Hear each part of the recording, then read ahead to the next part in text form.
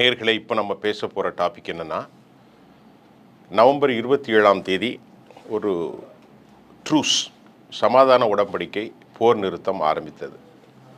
இன்றைக்கு டிசம்பர் பிறந்து இன்றைக்கு 3-4ஆம் தேதி. நேற்று கடுமையான தாக்குதல் மீண்டும் நடக்க ஆரம்பிச்சிருக்கிறது. யாருக்கு இடையில் தாக்குதல் அப்படின்னா, ஹிஸ்புல்லா சமாதான ஒப்பந்தத்திற்கு கொண்டு வருகிறோம் என்று மிகப்பெரிய ஒரு ஒப்பந்தத்தை truce in between Hezbollah versus Israel, இதுக்கு நிறைய பங்கு பணியாற்றினாங்க. ஒரு 60 நாட்கள் பல்வேறு லித்தேனி ஆற்றுப்புறத்தில் அந்த பக்கம் செல்லணும். 60 நாட்களில் இஸ்ரேலுடைய படைகள் லெபனானில் இருந்து தெற்கு பகுதியிலிருந்து முழுமையாக ரிவோக் செய்யப்பட வேண்டும், வித்ட்ரா பண்ணப்பட வேண்டும். இப்படியெல்லாம் பல அக்ரிமெண்ட்ஸ். இப்போ என்னன்னா, ஹிஸ்புல்லா என்ன சொன்னாங்கன்னா, சையது காசிம் என்ன சொன்னார், அவருடைய தலைவர் என்ன சொல்கிறாருன்னா, நாங்கள் நயீம் காசிம் சொல்கிற ஸ்டேட்மெண்ட்டு, நாங்கள் தாக்குதலை நடத்த மாட்டோம், ஆனால் அவர்கள் தாக்குதலை நடத்தினால் நாங்கள் எங்களுக்கு டிஃபென்ஸ் ப்ளே பண்ணுவோம் அப்படின்ட்டு சொல்லிட்டார். அப்போ சொல்லும்போதே தெரியும், இது எப்பவுமே சரியாக வராது, இது ஒரு சீஸ் ஃபயர் அல்ல, இது ஒரு கண்தடைப்பு நாடகம் தான் அப்படின்னு தெரியும். இப்போ மறுபடி என்ன பண்ணியிருக்கிறாங்கன்னா, 27ஆம் தேதிக்கு அப்புறம் ஹிஸ்புல்லா என்ன சொல்கிறாங்கன்னா, எங்களுடைய நிலைகளில் இன்னொரு தகவல் 73 நிலைகளில் தாக்குதல் நடத்தியிருப்பதாகவும், மற்றொரு தகவலில் ஹிஸ்புல்லா சொல்கிறாங்க 200க்கும் மேற்பட்ட நிலைகளில் அல்லது பகுதிகளில் பல்வேறு தாக்குதல்களை, ஆர்பிஜி தாக்குதல்கள், விமான தாக்குதல்கள், ட்ரோன் தாக்குதல்கள், இதெல்லாம் மொத்தமாக எங்கள் மேலே நடத்தினாங்க, நாங்கள் திருப்பி தாக்க வேண்டிய நிர்பந்தத்திற்கு உள்ளாயிட்டோம் அப்படின்ட்டு ஹிஸ்புல்லாவுடைய சொல்கிறாங்க. பெஞ்சமின் நெதன்யாஹுவினுடைய அந்த இஸ்ரேல் கட்ஸ் அவர்கள் 2 பேரும் என்ன சொல்கிறாங்கன்னா, அவருடைய தாக்குதலின் மூலமாக லெபனானினுடைய அல் சைத் பகுதிகள், அல் ரஜோம் பகுதிகள் மற்றும் பல்வேறு இடங்கள், அதாவது புர்கான்ஸ், எரோன், செபா, எல்லா இடங்களிலுமே இந்த தாக்குதல்கள் நடக்கிறது. தலூஷா பகுதியில் நடந்த தாக்குதலில் பலர் காயமுற்றிருக்கிறார்கள். இப்போ இதே பாவம், இது ஒரு அத்தாட்சி. லெபனானில் தாக்குதல் நடத்தி இந்த பகுதியில் தாக்கி இருக்கிறதுக்கு அவங்க தம் பக்கத்தில் ஒரு நியாயமான காரணத்தை இஸ்ரேல் என்ன சொல்கிறாங்கன்னு சொன்னால், ஆயுத கடத்தலை நாங்கள் அனுமதிக்க மாட்டோம், சிரியாவிலிருந்து ஆயுதம் கடத்தப்படுகின்றது, அங்கே உள்ளுக்குள்ளேயே ஆர்பிஜி லோடிங் பண்ணுறாங்க, ராக்கெட் ப்ரொஃபைல்டு கன்ஸ், இந்த மாதிரியான விஷயங்கள், மிஷினரிஸு, ட்ரக்ஸ் எல்லாமே நாங்கள் மேலேருந்து பார்க்குறோம், எல்லாமே அவங்க ஷிஃப்ட் பண்ணுறாங்க, ஆயுத குவியல்களை அவர்கள் குவிக்கிறார்கள், ரெக்ரூட்மெண்ட்ஸ், இது மறுபடி படைகளுக்கு ஆள் சேர்ப்பு பணியில் ஹிஸ்புல்லாக்கள் ஈடுபட்டிருக்கிறாங்க, அதனால் நாங்கள் தாக்குதோம் அப்படின்னு சொல்கிறாங்க. இப்போது நமக்கு என்ன கேள்வி அப்படின்னா, அதை தாண்டி இன்னொரு விஷயம் என்னென்னா, அமெரிக்கா இந்த தாக்குதலை என்ன சொல்லுகிறதுனா, அமெரிக்காவினுடைய சார்பில் Israel playing dangerous the game, US அஃபீஷியல்ஸின் மூலமாக அமெரிக்கா சொல்லக்கூடிய கருத்து என்னென்னா, ஒரு மோசமான விளையாட்டை இஸ்ரேல் விளையாடுகிறது என்ற கருத்தும் வருகிறது. அமெரிக்கா மீண்டும் சொல்லுகிறது, ஒரு நான் ப்ரொபோர்ஷனல் ரெஸ்பான்ஸ், பொருத்தமற்ற ஒரு பதிலை அவர்கள் தருகிறார்கள் இஸ்ரேல். அப்போ என்னன்னா, அமெரிக்காவும் சொல்கிறது இஸ்ரேல் அத்துமீறுகிறது, இஸ்ரேல் அத்துமீறுகிறது, ஒரு நான் ப்ரொபோர்ஷனல் ஸ்டேட்மெண்ட்டை அவங்க சொல்கிறாங்க. அது மட்டும் இல்லாமல் அமெரிக்காவும் பிரிட்டன் தாண்டி பிரான்ஸும் தான் இந்த ஒப்பந்தத்திற்கு அதிகமாக முன்னெடுத்தார்கள். இமானுவேல் மெக்ரான் இவற்றில் ஒரு நேட்டோ படைகளுடைய மிக முக்கிய ஆளுமையாக அமெரிக்காவோடு அவர் சேர்ந்து இந்த விவகாரத்தை உடன்படிக்கை எடுத்தார்கள். தற்போது அமெரிக்கா என்ன சொல்கிறது என்றால், ஜோ பைடன் நிர்வாகம் இது 73 இடங்களில் அவர்கள் தாக்குதல் நடத்தியது, ட்ரூஸினுடைய அடிப்படை தத்துவத்தை, உடன்படிக்கையை முறித்திருக்கிறார்கள் என்று சொல்கிறார்கள். பொருத்தமற்ற ஸ்டேட்மெண்ட்டை இஸ்ரேல் சொல்வதாக சொல்கிறார்கள். இது ஒரு டேஞ்சரஸான பிளேயிங், ரொம்ப மோசமான ஒரு விளையாட்டு, இஸ்ரேலுக்கு பெரும் ஆபத்தை விளைவிக்கும் என்பதை தான் அவர்கள் சொல்கிறார்கள். இப்பொழுது அமெரிக்காவும் லெபனான் ஹிஸ்புல்லாவும் இஸ்ரேலும் இந்த தாக்குதலில் ஈடுபடுத்த போது, பிரான்ஸும் அமெரிக்காவும் இந்த ட்ரூஸ் முற்றிலுமாக எராடிகேட் செய்யப்படும், is it possible to eradicate, அதாவது அழிக்கப்படும், முறிக்கப்படும், இனி மறுபடியும் கடும் போர் தொடரும் என்று அவர்கள் அஞ்சுகிறார்கள்.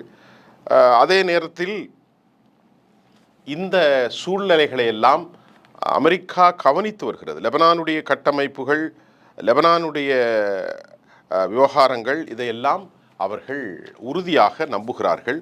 ஆகவே இந்த போர் முறிப்புக்கு காரணம் இஸ்ரேல் தான், அதில் எந்த விதமான டவுட்டும் இல்லை அப்படின்ட்டு அவர்களுடைய ஆதரவான விஷயங்களே சொல்லுகிறது.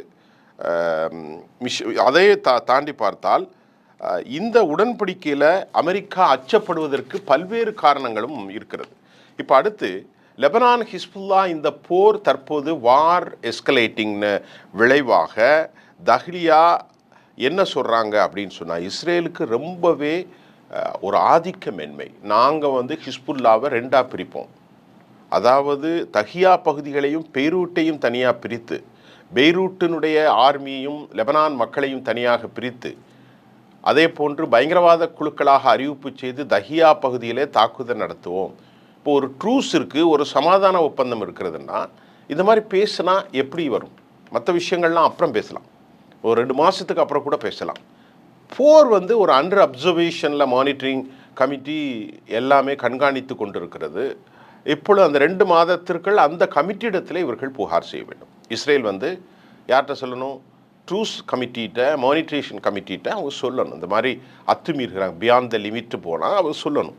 எதுவுமே சொல்லப்படாமல் 200 நிலைகள் அல்லது 100க்கும் மேற்பட்ட நிலைகள் தாக்குதல்களை நடத்துவது, பெய்ரூட்டை நாங்கள் பிரிச்சிருவோம், தஹியாவை பிரிப்போம், ஒன்றுமில்லாமல் ஆக்குண்டு ஸ்டேட்மெண்ட்டை போடுறது. ஒய்நெட் என்ன சொல்லுதுன்னா, அமெரிக்கா அன்ப்ரொபோஷனல், அதாவது நான் ப்ரொபோஷனல் த ரெஸ்பான்ஸ் ஃப்ரம் யூதா, அதாவது ஜூஸ்டேருந்து வந்ததாக அமெரிக்கா சொல்கிறது.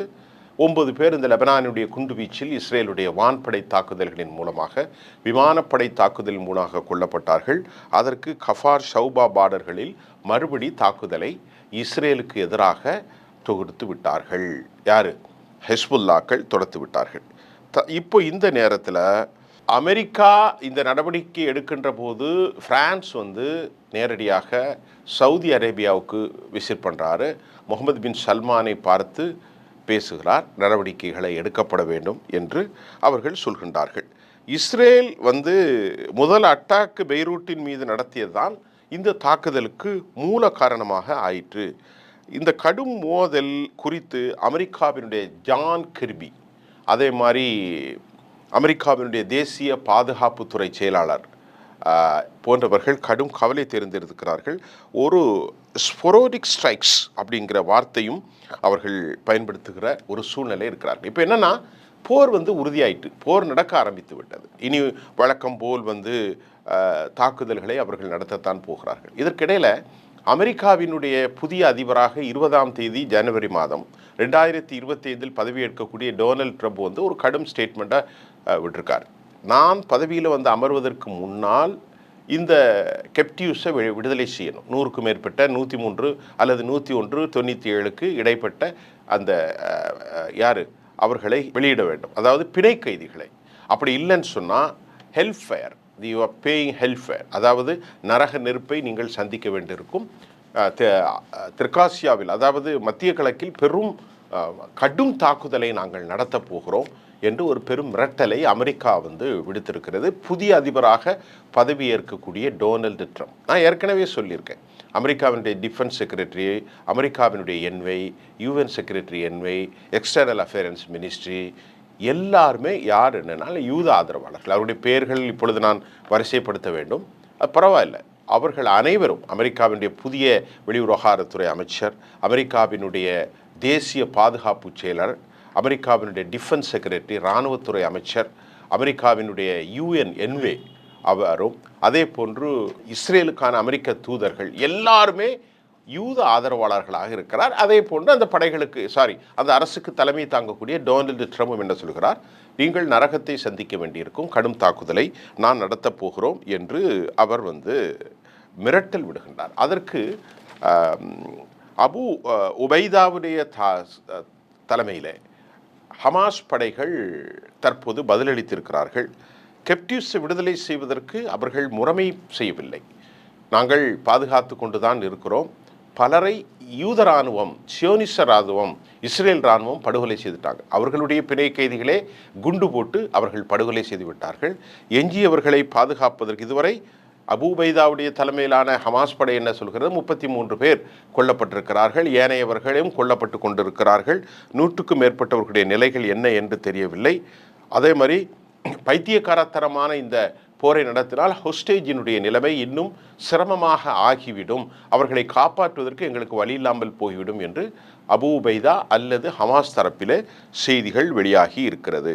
ஏற்கனவே தாமதம் ஒரு வீடியோ வெளியாகி இருக்கிறது. அந்த வீடியோவில் அமெரிக்கா யூத நாட்டை சேர்ந்த அலெக்சாண்டர் நினைக்கிறேன், அவருடைய ரொம்ப சின்ன வயது, அவர் மிக கடுமையான குற்றச்சாட்டை வைத்திருக்கிறார். டொனால்ட் ட்ரம்ப் தாமதிக்கக்கூடாது, எங்களை காப்பாற்றி கொண்டு வர வேண்டும் என்று. இந்த சூழ்நிலையில் ஒரே ஒரு கேள்வி என்னவென்றால், அமெரிக்கா மீண்டும் நீங்கள் ஹெல்ஃபயரை நோக்கி கடுமையான விலை கொடுக்க வேண்டும் என்று ஹமாஸை பார்த்து சொல்கிறார்கள். அப்படி இல்லை என்று சொன்னால் காசாவை நோக்கி, காசா ஸ்ட்ரிப்பை நோக்கி சொல்கிறார். இதற்கு மேல் என்ன அவர்கள் விலை கொடுக்க வேண்டும் என்று தெரியவில்லை. 45,000க்கும் மேற்பட்டவர்களும் 1,05,386 பேரும் கிட்டத்தட்ட ஊனமுட்ட நிலையிலும் 45,000க்கு மேற்பட்டவர்கள் படுகொலை செய்யப்பட்டு, அதில் 20% மேல் 17,000க்கு மேற்பட்ட குழந்தைகள் படுகொலை செய்யப்பட்டு, லட்சத்துக்கு மேற்பட்டவர்கள் ஊனமுட்டு, இன்னும் மிஸ்ஸிங் 10,000 அண்ட் அபவ் 10,000க்கு மேற்பட்டவர்கள் காணாமல் போயிருக்கிறார்கள் என்ற செய்தி நரக குழியாக மாறி, உணவின்றி, குடிக்க தண்ணீரின்றி, ஊரை எல்லாம் இழந்து லட்சக்கணக்கான மக்கள் நோயாலும் நொம்பலத்தாலும் படுகொலைகளாலும் மிரட்டல்களாலும் பனியாலும் குளிராலும் அவர்கள் செத்து கொண்டே இருக்கிறார்கள். இனி என்ன நரகத்தை சந்திக்க போகிறோம்? டொனால்ட் ட்ரம்ப் கொஞ்சம் சிந்தித்துத்தான் பேசுகிறாரா என்பதை சர்வதேச சமூகம் யோசிக்கத்தான் வேண்டியிருக்கின்றது. நரகத்தில் தான் அவர்கள் வாழ்கிறார்கள். அவர்கள் சொன்னால் இந்த நரகத்தை நாங்கள் சந்தித்து கொண்டிருக்கும் காலமெல்லாம் எங்களுக்கு சொர்க்கம் கிடைக்கும் என்று அவர்கள் வேறொரு நம்பிக்கையிலே ஹமாஸ் படைகள் போரிட்டு கொண்டிருப்பதையும் நாம் பார்க்கிறோம். இது நரகத்தை நாங்கள் ஏற்றுக்கொண்டால் எங்களுக்கு சொர்க்கம் கிடைக்கும் என்று ஒரு உறுதியான மனப்பாங்கோடு அவர்கள் போரிடுகிறார்கள். இது பலருக்கு கேள்வியாக இருக்கும், பலருக்கு கிண்டலாக இருக்கும், பலருக்கு நம்பிக்கையற்றதாக இருக்கும். இனி அவர்கள் இந்த உலகத்தில் நரகத்தை சந்திக்க வேண்டியது எதுவும் இருப்பதாக எனக்கு தெரியவில்லை. அந்த அளவிற்கு கொடூரமான கொலைகளை, பங்கர் பஸ்டர் குண்டுகளை எல்லாம் போட்டு காசாவில், தெற்கு காசாவில், வடக்கு பகுதிகளில், ஜபாலியாவில், கான் யூனுஸில், ஃபிலடெல்ஃபி காரிடார், நெட்ஸாம் பகுதி, எல்லா பகுதிகளிலுமே குண்டுகளை வீசி கொண்டிருக்கிறார்கள். இனி அவர்கள் நரகத்தை சந்திப்பதற்கான ஒன்றும் உலகத்தில் அவர்களுக்கு சொர்க்கம் ஒன்றும் இல்லை. அப்படித்தான் இருக்கிறது. அவர்கள் சந்திக்க வேண்டும் என்றால் அவர்கள் நம்பிக்கையின் அடிப்படையில் வேறொரு சொர்க்கம் இருக்கிறது. மற்றொன்று விவகாரத்தை நாம் பேச போகிறோம். தற்போது சிரியாவிலே ஒரு பெரும் போர் நடந்து கொண்டு வருகிறது. அந்த சிரியா போரை குறித்து நாம் மற்றொரு காணொளியிலே பார்க்கிறோம். அதற்கான காரணம் என்ன, அந்த போருக்கும் இதற்கும் என்ன சம்பந்தம் இருக்கிறது என்பதையெல்லாம் நாம் பேச போகிறோம். இப்போ இறுதியாக ஒன்றை மட்டும் நாம் சொல்ல போகிறோம். அதாவது இந்த போரினுடைய war escalating in between Israel versus Hezbollah மிகப்பெரிய தாக்குதலை நடத்தியிருக்கிறாங்க. இன்னொரு முக்கியமான செய்தி, ஹவுதிகள் நேற்று நடத்திய தாக்குதலை பற்றி நாம் பதிவு செய்ய வேண்டும். 16க்கும் மேற்பட்ட பெலிஸ்டிக்ஸ் ஏவுகணைகள், சூப்பர் சோனிக் ஆர் ஹைப்பர்சோனிக் ஏவுகணைகளை அமெரிக்காவினுடைய யூஎஸ் ஷிப்ஸ் மீது நடத்தியிருக்கிறார்கள். என்ன ஹவுதிஸ் நடத்தியிருக்கிறாங்கன்னா, யுஎஸ்னுடைய டெஸ்ட்ராயர், அந்த கப்பலுடைய பெயரை அழிவு, அமெரிக்காவினுடைய அழிவு கப்பல் என்று தான் அதற்கு பேரை வச்சிருக்கிறார். யுஎஸ் டெஸ்ட்ராயர்ஸ் அண்ட் மூன்று நேவி ஷிப்பிங்கின் மீது 16 பெலிஸ்டிக் ஹைப்பர்சோனிக் நீண்ட தூர படுவேகமான தாக்குதலை அமெரிக்காவின் மீது ஹவுதிகள் ஏமனிலிருந்து நடத்தி இருக்கிறார்கள். இந்த மிசைல் தாக்குதல் மட்டுமல்ல, ட்ரோன் தாக்குதல்களையும் அமெரிக்காவினுடைய கப்பலின் மீது அவர்கள் நடத்தி இருக்கிறார்கள். இதன் மூலமாக அவர்கள் என்ன சொல்கிறார்கள் என்றால், எங்களுடைய கடல் பகுதிகளில் அவங்க என்ன சொல்கிறாங்கன்னா, அமெரிக்காவுக்கும் யூகேக்கும் இங்கு என்ன வேலை, நாங்கள் தொடர்ந்து தாக்குவோம், நீங்கள் எங்களை தாக்கினால் நாங்கள் கவலைப்பட மாட்டோம் என்ற அளவிற்கு ஒரு பெரும் சக்தியாக ஹவுதிகள் தற்போது மாறியிருக்கிறார்கள். இப்பொழுது நமக்கு என்ன ஒரு கேள்வி வந்திருக்கிறதுனால், ஹவுதிகளுடைய இந்த தாக்குதலின் மூலமாக ஒரு பெரும் ஆபத்து அங்கே வந்திருக்கிறது. அமெரிக்கா தரப்பில் எவ்வளவு பேர் இறந்தார்கள், எவ்வளவு பேர் மடிந்தார்கள், அல்லது சேதம் என்னங்கிறதெல்லாம் ஒன்றும் தெரியாது. அதெல்லாம் அறிவிப்பு செய்ய மாட்டாங்க. இப்போ நமக்கு இந்த போரில் ஒரு முடிவு வந்துடுச்சு. 27, இன்றைக்கி ஒரு 7-8 நாள் கூட ஆகலை. இந்த இடைப்பட்ட ஒரு 3-4 நாட்களில், ஒரு வாரத்துக்குள்ளே போர் இஸ்ரேல் மூண்டுச்சு. அதே போன்று காசாவில் கடுமையான போர். நேற்று வரைக்கும் கூட நாள் ஒன்றுக்கு 40 பேர் 30 பேர்னு படுகொலை செய்யப்பட்டு கொண்டிருக்கிறார்கள். அதே போன்று காசாவில் இந்த போர் எங்கிருந்து ஆரம்பிக்கிறது என்றால், தெற்கு லெபனா காசாவில் இருந்து அந்த படைகளின் மீது, யூத படைகளின் மீது கடுமையான தாக்குதல்கள் நடத்தப்பட்ட தகவலும் காசாவில் இருந்து வருகிறது. காசா ஸ்ட்ரிப்பில் கடுமையான போர். இப்பொழுது நாம் இந்த பேச்சின் முடிவுக்கு என்ன வந்திருக்கிறோம் என்று சொன்னால், சீஸ்ஃபயர் என்பது இல்லை, அதாவது சமாதானம் என்பது இல்லை. சமாதானம் முடிந்த கதையாக ஆகிவிட்டது. ஏனென்று கேட்டால், ஹவுதிகள் யுஎஸ்னுடைய நேவியின் மீது, யுஎஸ்னுடைய டெஸ்ட்ராய்டு வார்ஷிப் மீது தாக்குதலை நடத்தியிருக்கிறார்கள். அங்கு ஒரு ஆன்சைட்டி உருவாகி இருக்கிறது. மத்திய தரைக்கடல் பகுதிகளில், செங்கடல் பகுதிகளில், ஒரு அரபிக்கடல் அந்த ரீஜனில், ஏடன் ரீஜன்ஸில் ஒரு பெரிய பதப்பதைப்பு உருவாயிற்று. இந்த ட்ரூஸ் ஃபயர் யாருக்கெல்லாம்? இஸ்ரேலுக்கும் ஹமாஸுக்கும் இடையில தான். இப்போது இஸ்ரேலுக்கும் ஹிஸ்புல்லாவுக்கும் இடையில தான். ஹமாஸை அவர்கள் அடிக்கிறங்கிற பேரில் பொதுமக்களை 40 பேரை நேரத்து கொலை பண்ணியிருக்காங்க. ஹமாஸ் திருப்பி பங்கர் பஸ்டர் ஆம்புஷ் தாக்குதல்களை எல்லாம் நடத்துகிறார்கள். ஹவுதிகள் தாக்குதல் நடத்தியிருக்கிறாங்க. இன்னைக்கு நேற்று மறுபடி ஹிஸ்புல்லா திருப்பி தாக்குதல்களை அவர்கள் ஆரம்பித்து விட்டார்கள். ஏவுகணை தாக்குதல்களை அவர்கள் ஆரம்பித்துட்டார்கள். இன்னொரு செய்தியின் மூலம் இந்த ஒரு வாரத்தில் கூட அதிகமான ஆயுதங்கள் அவர்களுக்கு வந்திருப்பதாகவும், சிரியா வழியிலே அவர்கள் வந்திருப்பதாகவும் சொல்லப்படுகின்றது. இப்போ என்னன்னா, அந்த போர் நிறுத்தம் ரொம்ப சிம்பிளாக முடிஞ்சிடும். போர் நிறுத்தத்திற்கு அவர்கள் வைக்கக்கூடிய கோரிக்கை, நீங்கள் இந்த ஹோஸ்டேஜை எடுத்துகிட்டு போயிருங்க, 100 பேரையும் கூட்டு போயிருங்க, உங்கள் படைகளையும் நீங்கள் வெளியேற்றிருங்க. இதுதான் ஹமாஸ் தரப்பில் வைக்கக்கூடிய ஒரு ஈஸியான ஒரு வேண்டுதல்.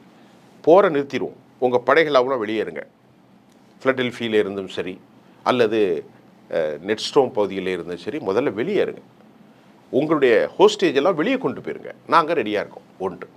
இரண்டாவது, ஹிஸ்புல்லா என்ன சொல்கிறாங்க, மற்ற விஷயத்தை விட நீங்கள் முதல்ல போர் நிறுத்தத்துக்கு படைகள் வெளியே போங்க.